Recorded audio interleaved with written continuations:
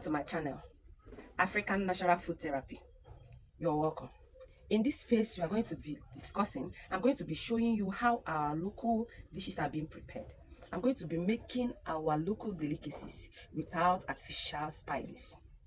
They are going to be naturally made, and I bet you are going to love them.